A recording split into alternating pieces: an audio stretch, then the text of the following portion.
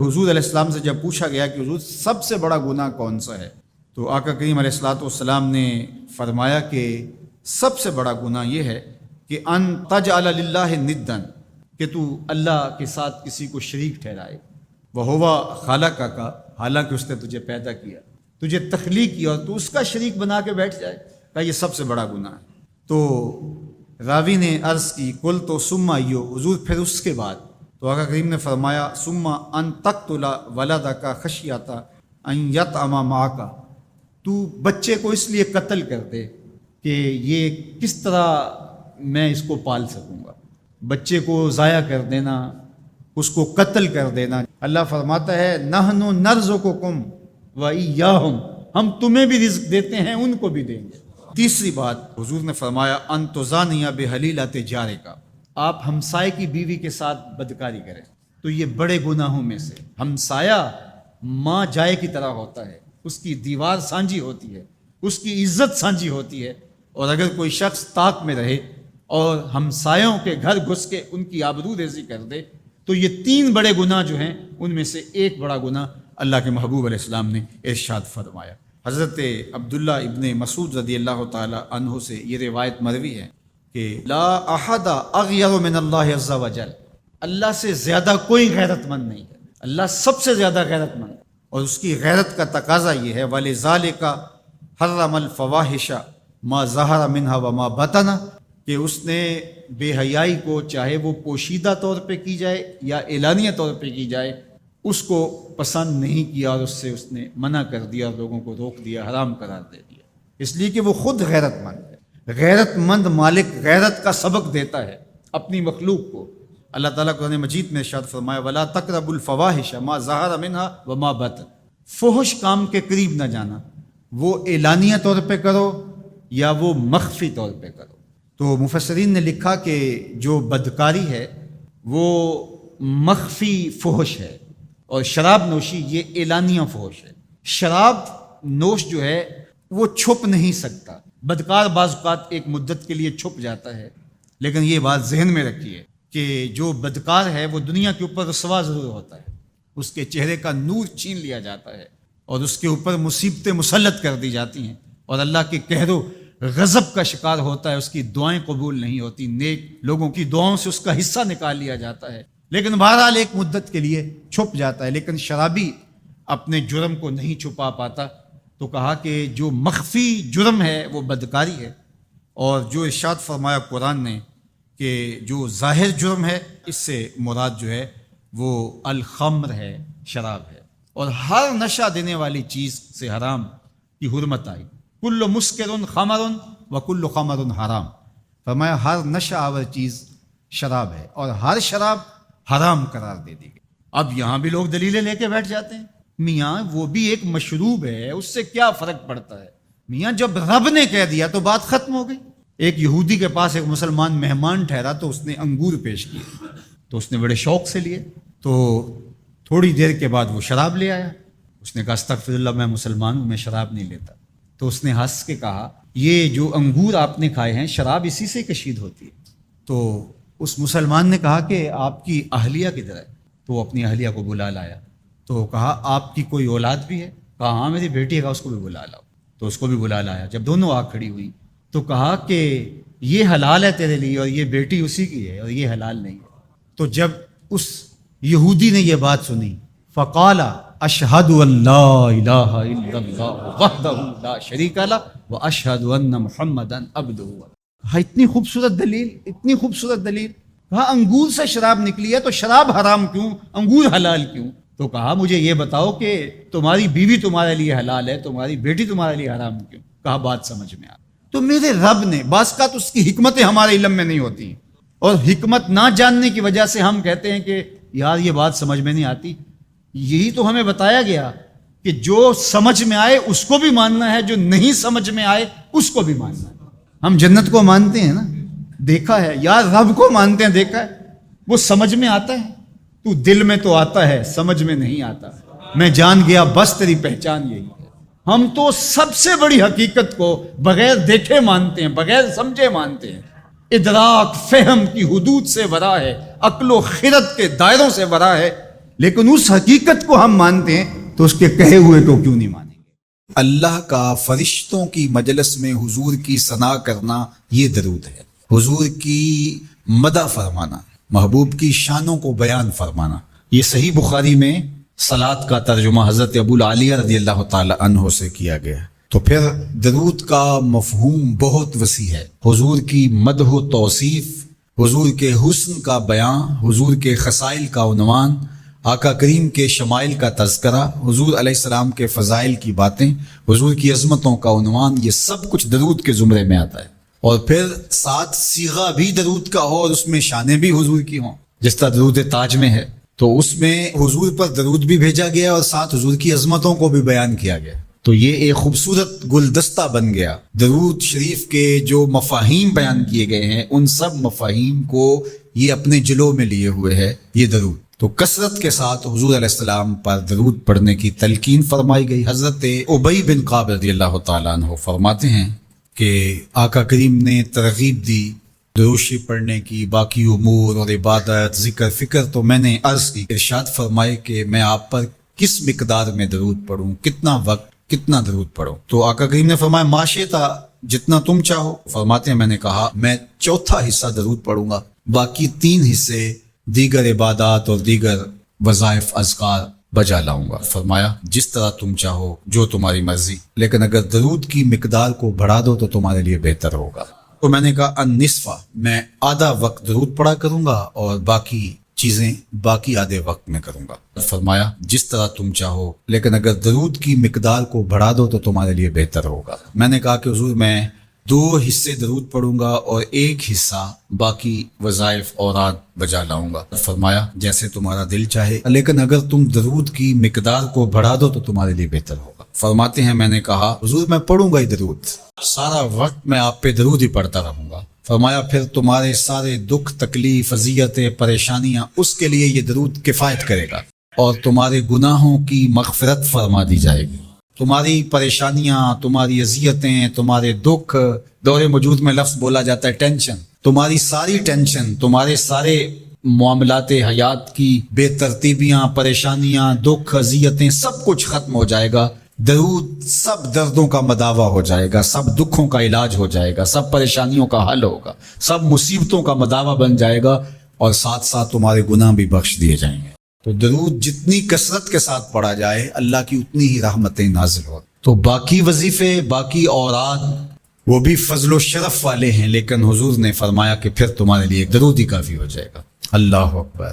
فرمایا جو میرے اوپر 1 مرتبہ درود بھیجتا ہے اللہ اس پر 10 رحمتوں کا نزول فرماتا۔ اور ایک حدیث میں آیا جو 1 مرتبہ میرے اوپر درود بھیجتا ہے اللہ اس کے 10 گناہ معاف کرتا ہے، 10 درجے بلند کرتا ہے اور 10 رحمتوں کا نزول فرماتا۔ تو درود پڑھا حضور پہ کام اپنا بن رہا ہے۔ تو درود پڑھنے سے انسان کا باطن سنورتا ہے، اندر پاکیزگی نصیب ہوتی ہے، گناہ دھلتے ہیں، عیب دھلتے ہیں، پریشانیاں ختم ہوتی ہیں، مصیبتیں، آلام، مصائب، دکھ، ٹینشن، پریشانی، جو کچھ بھی ہے یہ ختم ہوتا ہے، اور درود پرسکون بنا دیتا ہے انسان کو۔ راحت بخش ہے وظیفہ، سرور انگیز ہے یہ وظیفہ، نور بیز ہے یہ وظیفہ، ماحول میں شگفتگی پیدا کر دیتا ہے۔ اگر درود شریف پڑھو گے تو تمہاری بہت ساری پریشانیاں ختم ہو جائیں گی، تمہارے دکھوں کا مداوا ہوگا، تم ریلیکس ہو جاؤ گے درود پڑھنے۔ یہ درود شریف کی برکات ہیں۔ 1 مرتبہ درود پڑھنے سے 10 رحمتیں نازل ہوتی ہیں، اور جو بار بار حضور پہ درود پڑھتا ہے تو بتاؤ کہ کتنا بڑا ذخیرہ رحمتوں کا اس کے اطراف میں پھیل گیا۔ تو اس لیے کثرت کے ساتھ درود پڑھنا چاہیے۔ حضور علیہ السلام نے یہ بھی ارشاد فرمایا کہ جو میرے اوپر درود پڑھتا ہے میرے اوپر لازم ہے کہ میں اس کی شفاعت کروں گا۔ شفاعت رسول کے حصول کا ذریعہ درود بنتا ہے، چونکہ ہمارا آسرا ہی حضور کی شفاعت ہے۔ وہ دامن شفاعت کھولیں گے تو ہم گناہ گاروں کا کام بنے گا، اور وہ نصیب کیسے ہوگی حضور علیہ السلام کی شفاعت؟ کثرت درود سے۔ یہ بھی ارشاد فرمایا آقا کریم نے قیامت کے دن میرے سب سے زیادہ قریب وہ ہوگا جو کثرت کے ساتھ میرے اوپر درود پڑھنے والا ہوگا۔ تو حضور کی قربت کا ذریعہ بھی درود ہے۔ کون سا مومن ہوگا جس کو حضور کے دیدار کا شوق نہیں ہے؟ کثرت درود کی برکت یہ ہے کہ حضور کا دیدار نصیب ہوتا ہے۔ حضور کا دیدار نصیب ہو جائے تو بتاؤ اور کیا چاہیے؟ حضور اس بات کو پسند کرتے تھے کہ میری امت میرے اوپر درود پڑھے اور رب ان پر رحمت نازل کرے۔ کیا پسند تھی حضور کے کہ میری امت مجھ پہ درود پڑے اور میرا رب رحمتوں کا نزول. صحیح مسلم میں روایت ہے جو میرے اوپر ایک مرتبہ درود پڑتا ہے اللہ اس پہ 10 رحمتیں نازل کرتا ہے. اللہ اکبر. اور اگر درود کے ساتھ سلام بھی ہو تو مجھے ایک شعر اتنا اچھا لگتا ہے تو سادہ سا, پتہ نہیں اس کا وزن بھی ٹھیک ہے نہیں, کسی سادے سے بندے نے کہا ہے لیکن مجھے بڑا پسند آیا. بعض روح کھینچ لیتے ہیں نا. کسی نے کیا خوب کہا کہ درود پڑھنے سے ثواب ملتا ہے, سلام پڑھنے سے جواب ملتا ہے. کتنا سادہ اور کتنا خوبصورت. درود پڑھنے سے ثواب ملتا ہے, سلام پڑھنے سے جواب ملتا ہے. اور اگر حضور کی طرف سے وعلیکم السلام کے لفظ آگے تو اور کیا چاہیے. اس لیے کثرت سے حضور کو سلام کرو. یار آپ گلی سے بازار سے گزرتے ہوں تو کوئی لڑکا, کوئی بزرگ, کوئی شخص آپ کو روز سلام کرے تو ایک دن آپ پوچھتے ہیں نا یہ کون ہے, روز ہی سلام کرتا ہے, یہ کس کا بیٹا ہے, یہ روز سلام کرتا ہے. پھر کس دن آپ روک کے پوچھیں گے پتر کس کے پتر ہو, اتنے اچھے ہو کے روز سلام کرتے ہو. تو ایک دن حضور بھی پوچھیں گے نا یہ کس کا پتر ہے, یہ کس کا بیٹا ہے, یہ روز مجھے سلام کرتا ہے. تو پھر حضور سے تعارف ہو جائے گا. اس لیے حضور کو سلام کیا کرو. حضرت ابو درداء رضی اللہ تعالیٰ عنہ کہتے ہیں میں حضور کی بارگاہ میں جب آقا نے فرمایا نا کہ جمعے کے دن کثرت کے ساتھ میرے پہ درود پڑا کرو, تو میں نے عرض کی حضور جب آپ وصال کر جائیں گے تب بھی یہ عمل جاری رکھیں. تو حضور نے فرمایا اللہ نے مٹی پہ حرام کر دیا نبیوں کے جسموں کو کھائے. فنبی اللہ حی یرزق, نبی قبروں میں زندہ ہوتے ہیں اور انہیں رزق بھی دیا جاتا ہے. اس لیے جمعے کے دن کثرت کے ساتھ میرے اوپر درود پڑھو, میرے اوپر سلام پڑھو. اللہ اکبر. تو حضور فرماتے ہیں مجھے یہ بات پسند آتی ہے کہ کوئی میرے پہ درود پڑھے اور پھر رب اس پہ رحمت نازل کرے. اللہ اکبر. حضرت ابی بن قعب کہتے ہیں میں نے حضور سے کہا حضور میں چوتھا حصہ آپ پہ درود پڑھوں گا اور باقی جو 3 حصے ہیں دیگر وظیفے کر لیا کروں گا. تو آقا کریم نے فرمایا ما شئتا وَإِن زِدْتَ فَهُوَ خَيْرٌ, جیسے تمہاری مرضی, لیکن اگر درود کو بڑھا دو تو ہوگا اچھا. تو میں نے کہا حضور میں آدھا وقت درود پڑھوں گا, آدھا دیگر وظیفے کروں گا. فرمایا ما شئتا, جو تمہاری مرضی, لیکن درود کی مقدار بڑھ جائے تو اچھا ہوگا. میں نے کہا حضور میں 2 حصے درود پڑھوں گا, 1 حصہ باقی وظیفے کروں گا. فرمایا بہت اچھا, لیکن درود کی مقدار بڑھ جائے تو پھر اور اچھا ہوگا. عرض کی حضور میں پڑھوں گا ہی درود, میں سارا وقت ہی درود پڑھوں گا. تو سنو میرے حضور نے کیا کہا, یہ ترمذی کی روایت ہے. حضور نے فرمایا پھر تیرے سارے دکھ مٹ جائیں گے, سارے گناہ معاف کر دیے جائیں گے. تو اس لیے کثرت کے ساتھ حضور پہ درود پڑھیں تو اس سے حضور بھی خوش ہوتے ہیں کہ میرے امتی پہ رب کی رحمتوں کا نزول ہو رہا ہے. درود شریف طبع کے اندر شائستگی پیدا کرتا. آج بہت سارے لوگ اس بات کی شکایت کرتے ہیں کہ اولادیں ان کے کہے میں نہیں ہیں اور ان کی عادات اچھی نہیں ہیں. اگر آپ چاہتے ہیں کہ ان کی طبع میں شائستگی اور جمال پیدا ہو جائے اور ان کی عادات میں حسن اور نکھار آ جائے تو ان کو درود کی تسبیح دو. نتیجہ کیا ہوگا کہ ان کی عادتیں خود بخود سنورنا شروع ہو جائیں گی اور آپ چند دنوں کے اندر دیکھیں گے اور ایک اچھے اور پاکیزہ انسان کی صورت میں نشو و نما پا رہے ہیں. درود شریف انسان کی صلاحیتوں کو جلا بخشتا ہے, انسان کو ذکاوت, ذہانت اور اس کو فہم و ادراک کی دولتوں سے مالا مال کرتا ہے. درود شریف کی یہ تاثیر بھی ہے کہ اس سے زبان میں اثر اور رس آ جاتا ہے. کسی نے اقبال سے پوچھا تھا کہ تیرے شعروں میں یہ شہد کہاں سے آ گیا. سخنور ہیں, وہ جانتے ہیں کہ غالب کو اقبال سے بڑا شاعر سمجھا گیا ہے جو حسن اور جو معاملہ بندی تغزل میں اور تراکیب کے استعمال میں جو حسن وہاں پایا جاتا ہے وہ اسی کا جو ہے وہ خاصہ ہے, لیکن جو عزت, جو تکریم اور جو شان اقبال کا مقسوم ہوئی وہ غالب کا مقدر نہ ہو سکی. تو یہ بات کسی نے اقبال سے ہی پوچھا, یہ بات پوچھی کہ حضرت یہ بات سمجھ میں نہیں آتی کہ آپ کے شعروں میں اثر اور شیرینی کہاں سے آئی. تو اقبال نے جو جواب دیا وہ سننے کے قابل ہے. کہنے لگے کہ میں نے 1.25 کروڑ مرتبہ حضور پہ درود پڑھا ہے. تو اگر حضور پہ درود و سلام پڑھو گے تو تمہارے لہجے میں رس پیدا ہو جائے گا, تمہارے انداز میں مٹھاس پیدا ہو جائے گی اور تمہاری گفتگو کے اندر شہد گھل جائے گا اور تمہاری باتوں کی خوشبو پھیلتی چلی جائے گی. درود شریف کی بہت بڑی فضیلت یہ ہے کہ درود پڑھنے والا سب سے زیادہ حضور کی قربت پانے والا ہوتا ہے. آقا کریم نے فرمایا قیامت کے دن میرے سب سے نیڑے وہ ہوگا جو سب سے زیادہ میرے اوپر درود پڑھنے والا. اور اس دور موجود کے اندر درود ہی تو شناخت ہے اہل حق کی, یہی تو شناخت اور پہچان ہے اہل حق کی. امام سخاوی نے القول البدیع کے اندر لکھا, حضرت امام زین العابدین رضی اللہ تعالی عنہ سے کسی نے سوال کیا, حضرت جب کثرت سے ترک اور فرق ہو جائیں گے تو زمانے میں اہل حق کو پہچاننے کا راستہ کیا ہوگا؟ جب ہر شخص اپنی طرف کھینچ رہا ہو اور قرآن و حدیث سے دلائل فراہم کر رہا ہو, ایک عام آدمی تو سمجھ نہیں پاتا کہ حق پہ کون ہے اور باطل پہ کون ہے. ہر شخص تو قرآن کی بولی بول رہا ہے, ہر لفظ کی ہر شخص کی زبان پر تو حدیث رسول کا وظیفہ ہے، اور 72-73 لوگ ایک آدمی کو کھینچ رہے ہیں۔ کبھی آپ نے لاری اڈے پہ دیکھا ہے جو کنڈکٹر حال کرتے ہیں سواری کا، ایک بچہ کھینچ کے لے گیا، دوسرا سامان کھینچ کے لے گیا، تیسرے نے خاتون کو بازو سے پکڑا ہے اور اپنی بس کی جانب کھینچ رہا ہے، تو بعض خواتین غصے میں آتی ہے اور کہتی ہے ہم نے کہیں بھی نہیں جانا، حالانکہ جانا تو کہیں ہوتا ہے، لیکن اتنے لوگ اپنی جانب اس انداز سے بلا رہے ہوتے ہیں کہ سر چکرا جاتا ہے۔ اس طرح لوگ اپنی اپنی جانب دعوت دے رہے ہیں، آواز دے رہے ہیں، بلا رہے ہیں، مختلف ڈھنگ اور مختلف طریقے۔ اس نے مہربانی کی امام زین العابدین سے پوچھا، حضرت جب فرق و ترک مختلف ہو جائیں گے تو حق کو پہچاننا کس طرح سے ہوگا؟ تو حضرت امام زین العابدین نے جو جواب دیا وہ بڑا خوبصورت تھا اور واضح لفظوں میں صریح جواب تھا۔ فرمانے لگے جو اہل السنہ ہوں گے وہ حق کی راہوں کے مسافر ہوں گے۔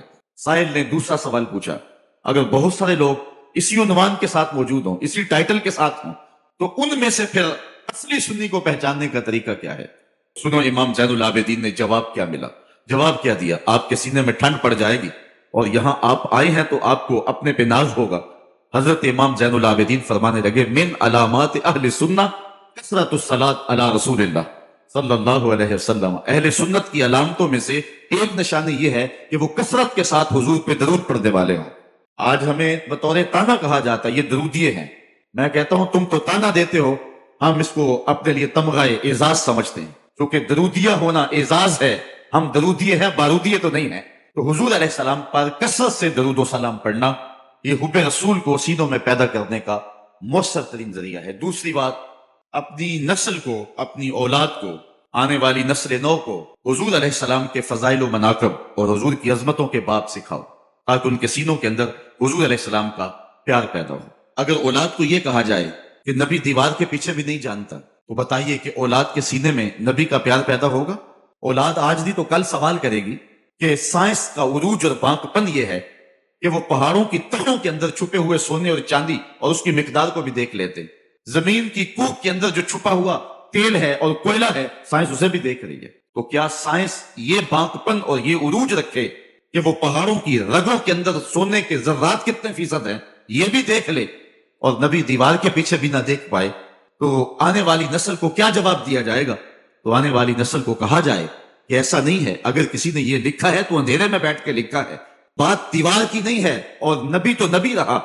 نبی کے غلام حضرت عمر مسجد نبوی کے ممبر پہ بیٹھے ہیں، نہامت میں جنگ ہو رہی ہے، 1 مہینے کی مسافت ہے، دیوار کیا راستے میں کئی پہاڑ کھڑے ہیں، اور حضرت ساریہ امیر لشکر پہاڑ کو چھوڑنے لگے ہیں۔ حضرت عمر یہاں سے پکارتے ہیں، یا ساریہ الجبل، اے ساریہ پہاڑ کو نہیں چھوڑنا، یہ شان ہے خدمت گاروں کی، سرکار کا عالم کیا ہو۔ تو اپنی نئی نسل کو ان حقیقتوں سے روشناس کرنا ہوگا۔ آج کے زمانے میں اگر آپ اپنی نسل کو یہ کہیں کہ نبی کسی چیز کا اختیار نہیں رکھتا، تو آج ہم سے نسل نو سوال کر سکتی ہے کہ انسان کے اختیارات تو کراں تا بکراں پھیل گئے ہیں۔ آج انسان نے زمین کی تنابیں تھام لی ہیں، سورج کی شعاؤں کو مسخر کر لیا ہے، پانیوں پہ قبضہ جم گیا ہے، ایٹم کا کلیجہ چیرا جا چکا ہے، چاند کی چھاتی روندی جا چکی ہے، اور مریخ کے سفر کی تیاریوں میں ہے انسان۔ انسان نے پوری دنیا کو گلوبل ولیج بنا لیا۔ آج انسان کا بانکپن، اس کے تصرفات اور اس کی پہنچ دیکھنے والی ہے۔ یہ فراٹے بھرتی گاڑیاں اور یہ ہواؤں کو کے سینے کو چیرتے ہوئے طیارے، یہ انسان کے تصرف کی کہانی نہیں کہہ رہے؟ جب انسان کے اختیارات کی کہانی اس قدر پھیلتی چلی جا رہی ہے، تو کیا نبی اختیار ہی نہیں رکھتا ہے؟ تو نئی نسل کو بتانا پڑے گا کہ نہیں، اگر یہ کسی نے کہا تو یہ اہل اسلام کا عقیدہ نہیں ہے۔ نبی کے اختیار کی کہانی تو یہ ہے کہ نبی انگلی اٹھائے چاند کے ٹکڑے ہو جائیں، سورج پلٹ کے اثر کے وقت پہ آ جائے، اور سڑیاں کھجوراں اگا جاندا ہے، اور پتھراں نو کلمے پڑھا جاندا ہے، قطرے کو سمندر ذرے کو ستارہ کرتے ہیں، کونین کو خم آ جاتا ہے جب زلف سوارا کرتے۔ اپنی نسل نو کو بتانا پڑے گا کہ حضور کو جو اللہ نے اختیارات دیے ہیں، اور جو مناقب اور جو فضائل اور جو رفعتیں حضور کو نصیب ہوئی ہے، وہ کسی اور کا مقصود ہی نہیں رہا، اور نہ کسی اور کو وہ مقام نصیب ہو سکتا ہے جو مصطفیٰ جان رحمت کو عطا فرما دیا گیا۔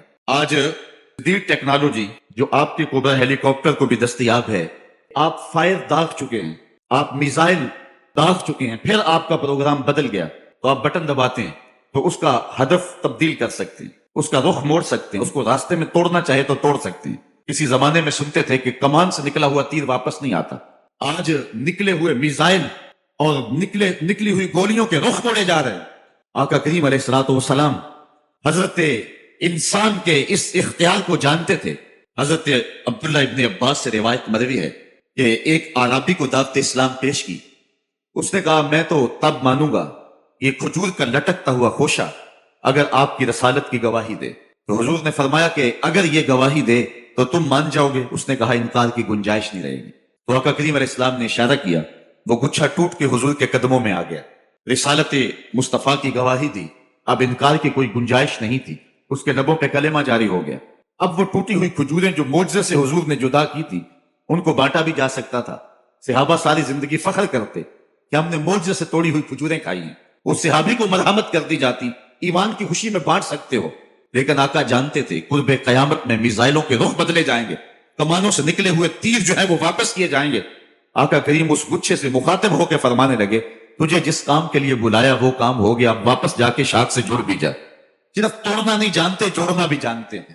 تو یہ نبی علیہ السلام کے اختیارات کی کہانی ہے، اور مصطفیٰ کی عظمتوں کو اپنی نئی نسل کے سامنے رکھنا پڑے گا. حضور کے فضائل ان کے سامنے رکھنے پڑیں گے، حضور کے مراتب ان کو بیان کرنے پڑیں گے، تاکہ ان کے سینے کے اندر حضور علیہ السلام کا پیار اور حضور علیہ السلام کا احترام پیدا ہو. نسل نو کو حضور کی دہلیز پہ لانا ہوگا اور انہیں آقا کریم علیہ السلام کے قصیدے سنانے پڑیں گے.